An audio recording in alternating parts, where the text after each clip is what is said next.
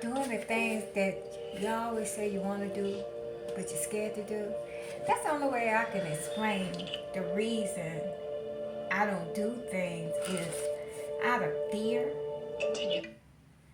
It's got to be fear. Like, what am I afraid that I can put with this to match this already completed option?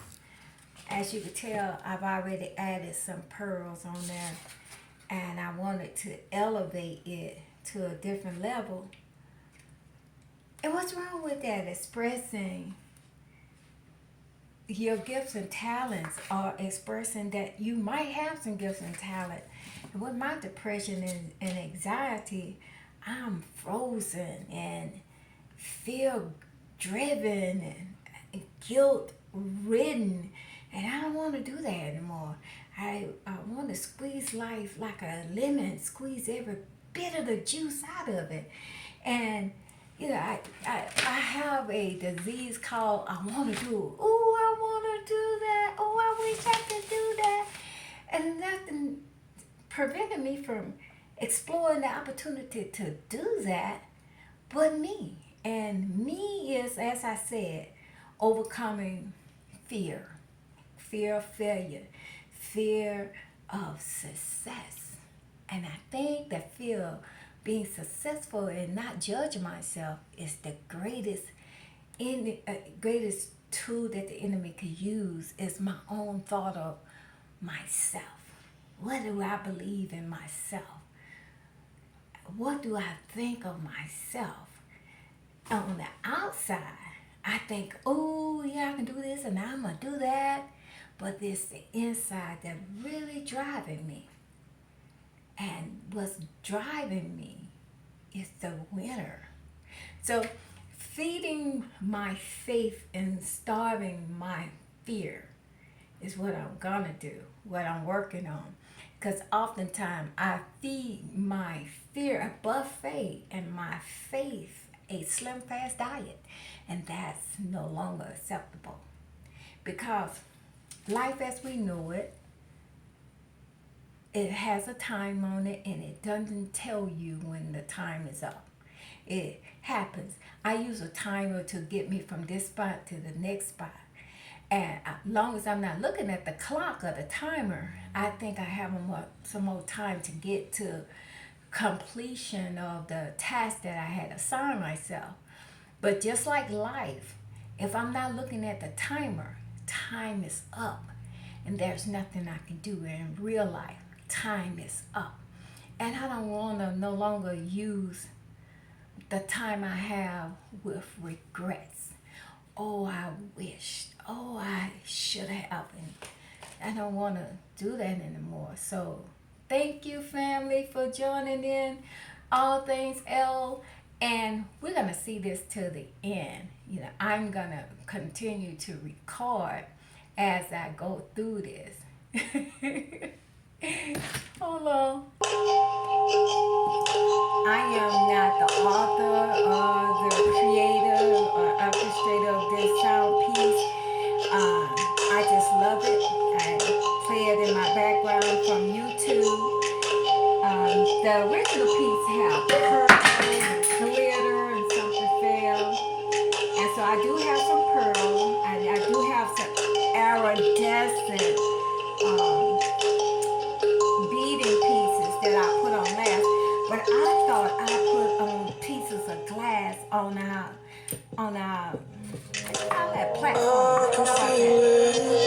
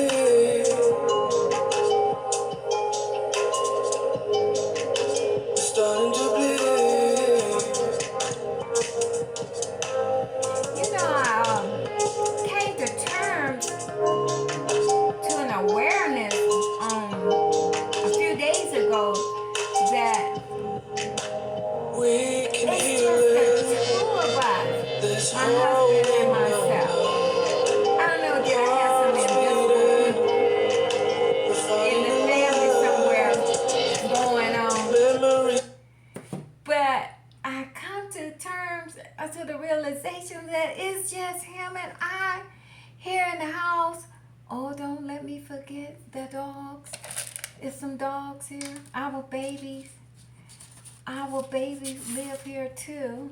You know, I really got to get acclimated to tweezers. I don't know how to do tweezers. And as you can tell, I'm left-handed. Uh, the mirror pieces, I thought it would be a little bit of something for our additional piece. And perhaps I might have two bigger pieces. The pieces might be a little too big, but I'm going to deal with it. How about that? So in recovery from hurt, hang-ups, heartbrokenness, rejection, abandonment, addiction, just recovery in itself is a spiritual journey, because number one, it says in order to start the recovery process, you must first admit defeat, that you're powerless over that thing which is driving you, riding you, controlling you. You must first, and the first start of the recovery process is admission. Admitting to yourself, the universe, a power greater than yourself, or some other being, that you're you there's no, that's the end of yourself, that you're done. There's nothing you can do that will reflect the energy of life, love, and liberty, hope. You no longer have hope, and there's no amount of outside forces outside of yourself, be it drugs, be it sex, be it food, be it title, association, simulation, nothing outside of the loving self can help you deal with it. That indeed, not only do you need to admit this, but you also need to accept it. Being honest about the condition of that very thing, that dark force that has destroyed your being. You're at your end. You have nothing you can do on your own. That is the beginning of the recovery process, being honest. And so you have stopped justifying, rationalizing, looking for another way within your own power to heal, to be effective in that hole that is in you, that you put food, sex, drugs in the atmosphere of recovery. Alcohol is a drug. But let me say that as well. Alcohol, drugs, any drugs, all drugs, any manifestation of drugs, legal or illegal, that you use to fill the void, that emptiness, that thing that you thought was giving you joy. Now it is the driving force that keeps you in darkness. The hurt, the hang-ups, and the habits. And how do you get to the other side? Is there another side of that? You're dealing with depression and anxiety. The depression that some would say, get over it. It is the past. Get over it. And depression is like dealing with that thing that has occurred over and over again, and living in the current with anxiety, saying that, how do I let go of what has happened and what is gone and accept being in the presence of right now? Can that coexist? And that's the discovery part. I was not only physical beaten, abandoned, rejected, judged. I then done that to myself. But being a semi-parent, semi-parent, I got lost in the midst of, you know, not dealing with myself, not not taking care of myself, cause I had to be a mother, a provider, and I was angry, but I didn't know I was angry. It was a lot of people I was responsible for. A lot of people, like four of them, four males that I was responsible for.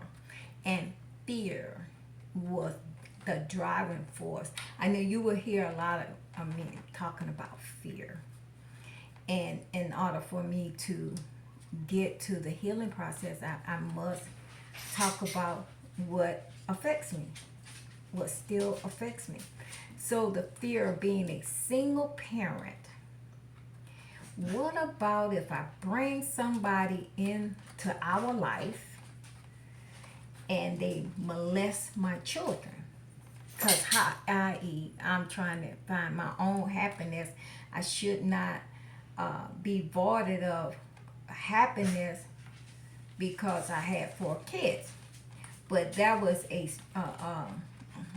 fear of what if I'm bringing an individual in the house that appears to be safe and have my best interest and my boys, my son's best interest at heart, but also would be molesting them. So I could never, and if with that question still in the back of my head, back of my mind, and I'm ignoring it, but it's there. How can I legally and justifiably say I was entitled to a happy relationship? Because what if that person was raping my sons? What if my sons didn't know how to come and tell me? What if they came and told me and I didn't believe them because I wanted so badly to be loved, and that individual would say to me, you know, they're just jealous and they don't want you to be happy. What if I bought into that? What if?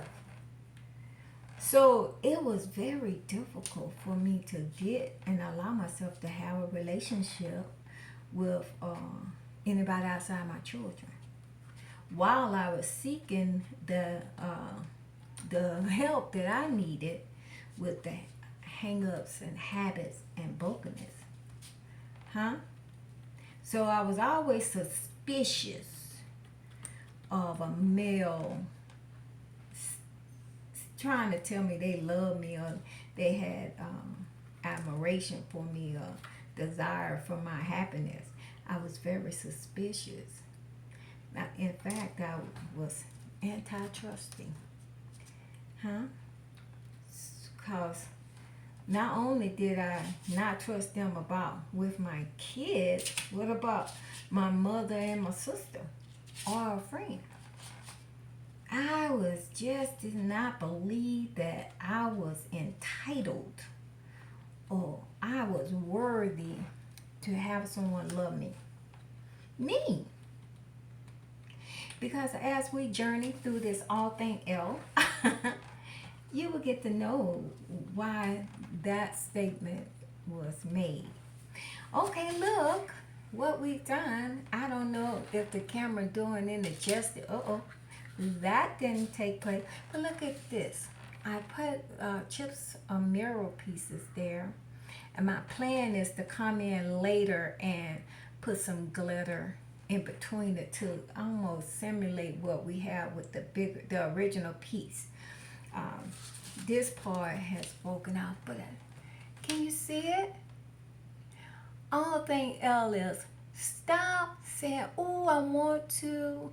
Oh, I wish I could. And go ahead and express the gifts and talents that God has given me as He has given you, and how we will just put things on hold. Coming back to you on another day with all things else, with a finished piece. Let me know about how you feel about hang-ups, habits, and hurts. Hurts, hang-ups, and habits. How do we apply spiritual principles, and faith in God that He got our backs? How about that? What are you going to do with your gifts and talents that gets you past or through your depression today? How about that? Let's express our gifts and talents through arts and craft, even business. With all things else, peace. Holla, family.